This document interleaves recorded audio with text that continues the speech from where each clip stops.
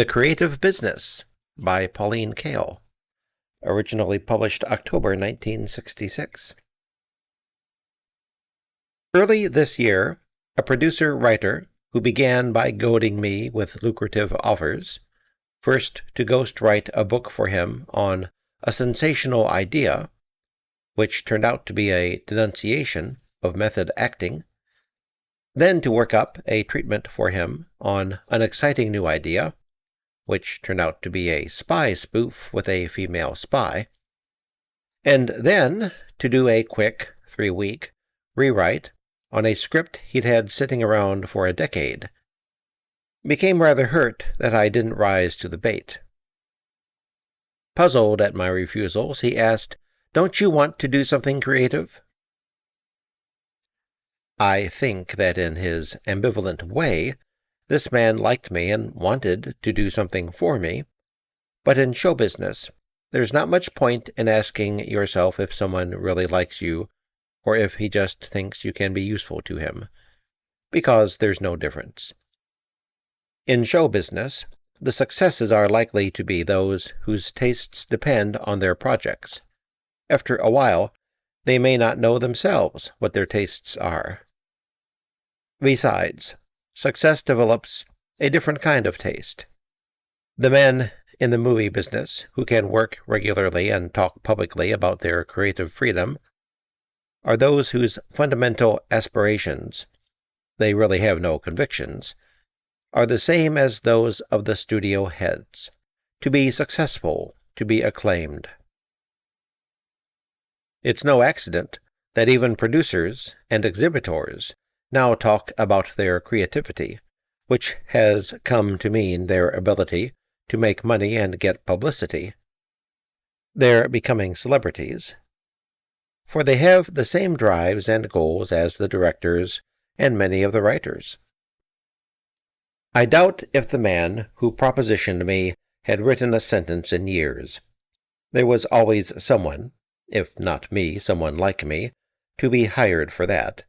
But these men make a sharp division between being a creative artist and anything else, like a critic, and they're so unself-critical that they can call themselves and think of themselves as artists without irony. Being creative includes knowing how to exploit other people's ideas, or earlier work you remember. Being creative justifies ignorance and ruthlessness, indifference to, and finally even contempt for, art. Being creative is having something to sell, or knowing how to sell something, or having sold something. It has taken over what we used to mean by being wised up, knowing the tricks, the shortcuts. Television producers create a new quiz show. Advertising men talk about getting the creative juices flowing. What they think is creativity is simply the excitement of success, the exhilaration of power. It's in this kind of context that picture-making is considered a creative business.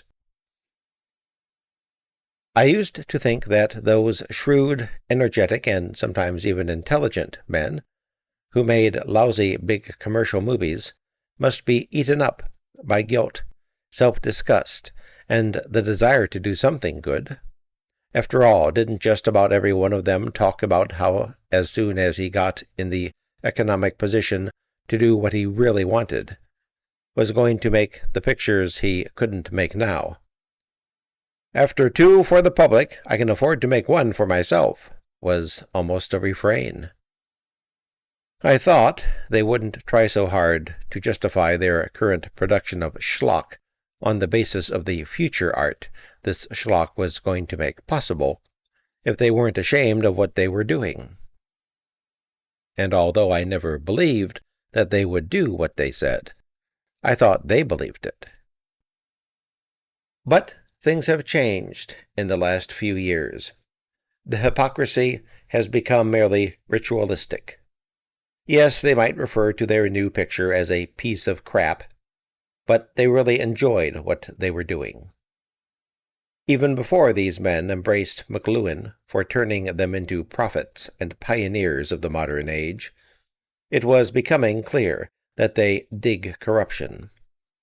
Despite their protestations about that future artistic pie in the sky, they enjoy the power of packaging something for the millions, and they are contemptuous of something that reaches only a few thousand people, even though what the millions buy may be so readily consumed that it has no more effect than one more candy bar eaten by an adolescent already disfigured by acne.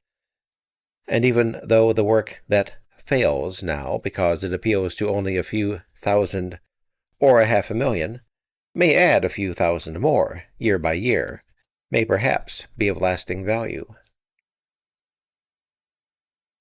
What makes a man who is producing mass culture believe in it? This is the conversation of a movie mogul, new style.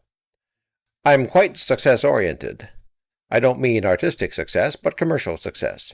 There's nothing I hate more than failure. This isn't some cringing little flunky talking, but a rich, powerful, multi-Oscared producer, a cringing big flunky.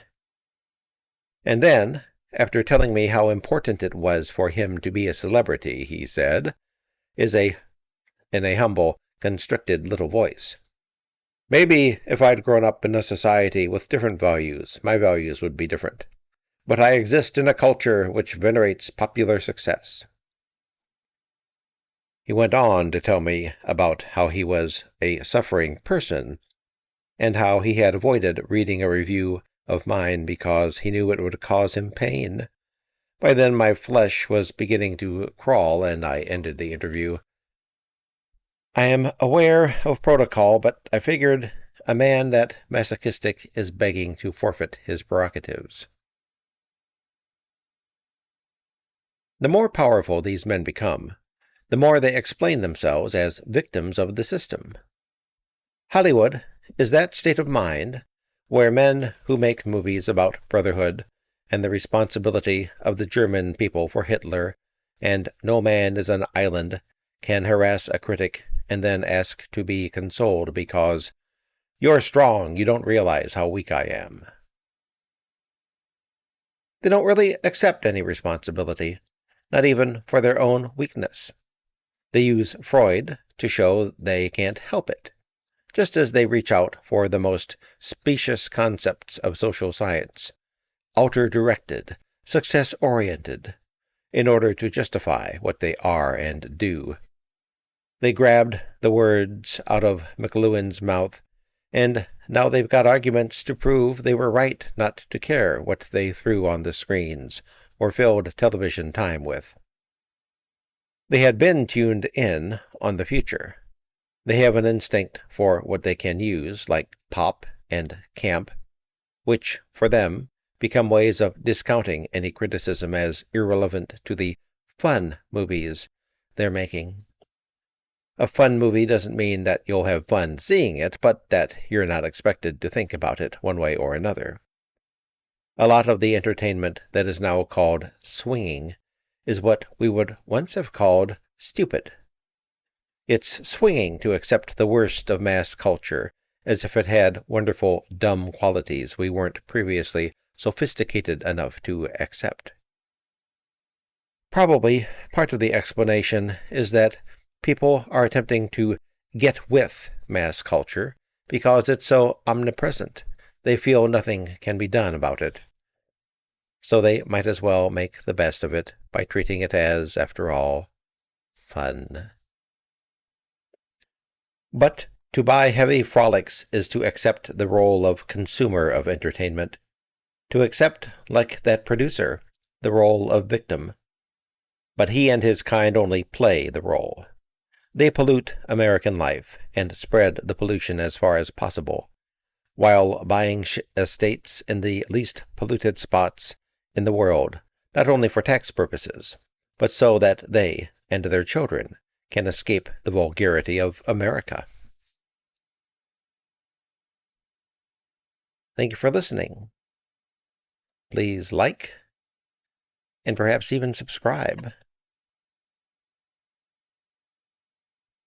and have a nice Christmas, which is coming up as I record this.